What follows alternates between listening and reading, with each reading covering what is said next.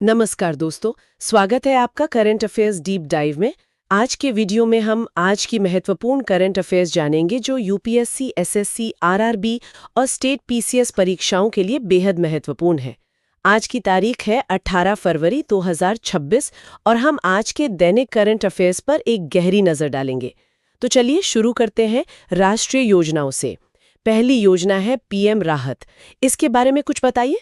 जी, ये एक बहुत ही महत्वपूर्ण योजना है जिसे प्रधानमंत्री नरेंद्र मोदी जी ने लॉन्च किया है। इसका मुख्य उद्देश्य है सड़क दुर्घटना के पीड़ितों को फौरी मदद पहुंचाना। अच्छा, तो इसमें क्या प्रावधान है? इसमें सबसे बड़ा प्रावधान है 1.5 लाख रुपए तक का कैशलेस इलाज। 1.5 लाख तक का कैशलेस इलाज? जी, और ये योजना पूरी तरह से गोल्डन आवर पर केंद्रित है, मतलब दुर्घटना के बाद का जो पहला क्रूशल घंटा होता है उस पर। और इसे इमरजेंसी नंबर 112 से भी जोड़ा गया है ना? बिल्कुल, ताकि सूचना मिलते ही तुरंत एक्शन लिया जा सके। चलिए, ये तो स्वास्थ्य और सुरक्षा की बात हुई। अब बातें हैं इंफ्रास्ट्रक्चर पर। एक बहुत बड़ी खबर आ रही है असम से, भारत की पहली under water road rail tunnel. हाँ, ये इंजीनियरिंग का एक बहुत बड़ा नमूना होने वाला है। ये सुरंग ब्रह्मपुत्र नदी के नीचे बनाई जा रही है। ब्रह्मपुत्र के नीचे? इसके आंकड़े तो काफी प्रभावशाली हैं। जी, और उसमें से भी लगभग 15.79 किलोमीटर नदी के नीचे है। सही कहा। और इसका महत्व सिर्फ आवाजाही के लिए नहीं है, बल्कि स्ट्रेटेजिक सिक्योरिटी यानी सामरिक सुरक्षा की दृष्टि से ये अत्यंत महत्वपूर्ण है। मतलब सेना के आवाजाही के लिए भी ये एक सुरक्षित रास्ता होगा। बिल्कुल, हर मौसम में एक सुरक्षित और तेज कनेक्टिविटी।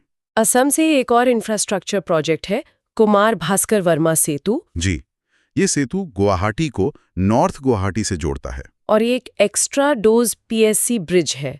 ये पीएससी क्या होता है? पीएससी का मतलब है प्री स्ट्रेस्ड कंक्रीट। ये एक खास तकनीक है जिससे कंक्रीट को और ज्यादा मजबूत बनाया जाता है। अच्छा, इसकी तकनीकी डिजाइन ऐसी है कि ये भूकंप प्रभावित क्षेत्रों के लिए बहुत उपयुक्त है। मतलब उत्तर पूर्व जैसे हाई साइज्मिक जोन के लिए ये एक बहुत अच्छी तकनीक है। एकदम सही। अब बात करते हैं गवर्नेंस की। यहाँ भी टेक्नोलॉजी का इस्तेमाल बढ़ रहा है। डिजिटल फूड करेंसी, ये क्या है? ये गुजरात में एक पायलट प्रोजेक्ट के तौर पर शुरू किया गया है।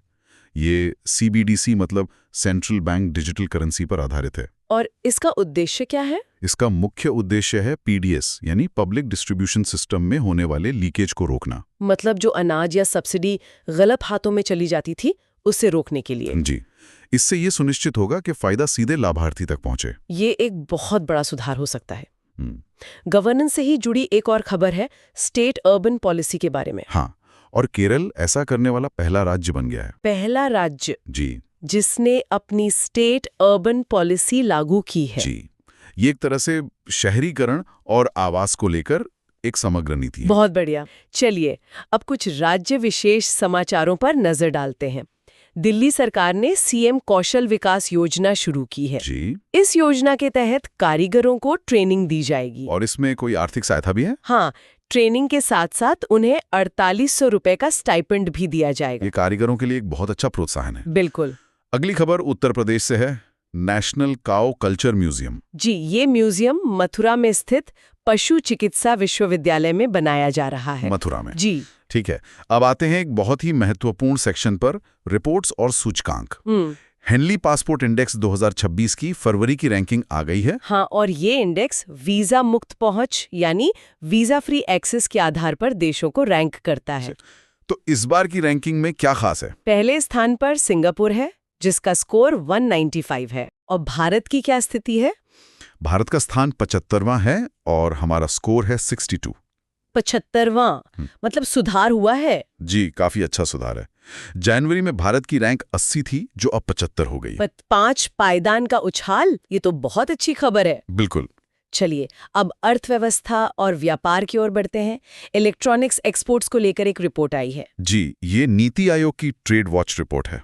और इस रिपोर्ट के अनुसार भारत की क्या स्थिति है? इस रिपोर्ट के अनुसार भारत अब इलेक्ट्रॉनिक्स निर्यात में चीन के बाद दूसरे स्थान पर है। दुनिया में दूसरे स्थान पर? ये तो एक बहुत बड़ी उपलब्धि है। निश्चित रूप से ये दिखाता है कि मेक इन इंडिया पहल सही दिशा में जा रही है। व्यापार से जुड़ी एक और खबर है वीओ चिदम्बरनार पोर्ट के बारे में। जी, ये पोर्ट तमिलनाडु में है। इसे कोई रेटिंग मिली है? हाँ, इसे IBC प्लैटिनम रेटिंग मिली है। और ये रेटिंग क्यों दी गई है? ये रेटिंग पोर्ट पर ग्रीन एनर्जी इंफ्रास्ट्रक्चर के विकास के लिए दी गई है। मतलब सस्टेनेबिलिटी और पर्यावरण के क्षेत्र में एक बड़ा कदम। जी, आपको सम्मेलन और तकनीक से जुड़ी खबरों पर बात करते हैं।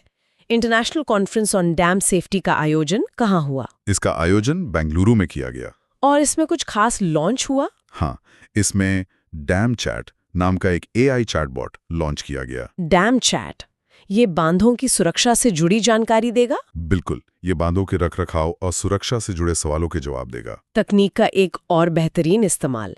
Global south AI impact summit 2026 की मेजबानी कौन कर रहा है? इसकी मेजबानी भारत कर रहा है। ये भी AI के क्षेत्र में भारत की बढ़ती भूमिका को दिखाता है। सही बात है। चलिए अब रक्षा समाचार की ओर बढ़ते हैं। 16th all India police commando competition. जी, इसका आयोजन मानेसर गुरुग्राम में किया गया। ठीक है, और अब खेल जगत की कुछ सुर्खियां। Fight freestyle chess world championship, ये कहाँ हुई? ये जर्मनी के वाइसन हाउस में आयोजित की गई। और इसके विजेता कौन रहे? पहला स्थान मैग्नस कार्लसन ने जीता। Magnus Carlsen. और दूसरे और तीसरे स्थान पर कौन थे? दूसरे स्थान पर फैबियानो कारुआना और तीसरे पर नोदिरबेक अब्दुस्तरोव रहे। अच्छा, ये फ्रीस्टाइल चेस क्या होता है? ये सामान्य चेस से अलग कैसे है? फ्रीस्टाइल चेस में खेल की शुरुआती स्थिति रैंडम होती है। मतलब मोहरों की जो स्टार्टिंग पोजीशन होती है वो कंप्यूटर तय करता है। अच्छा, मतलब खिलाड़ियों को अपनी पारंपरिक ओपनिंग से हटकर सोचना पड़ता है? जी, ये खिलाड़ियों की रचनात्मकता और समझ की असली परीक्षा होती है। दिलचस्प है। अब कुछ और मिश्रित समाचारों पर एक नजर डालते हैं। एशियन राइफल पिस्टल चैंपियनशिप जो नई दिल्ली में हुई, उसमें भारत का प्रदर्शन कैसा रहा? भारत का प्रदर्शन शानदार रहा। हमने पदक तालिका में टॉप किया।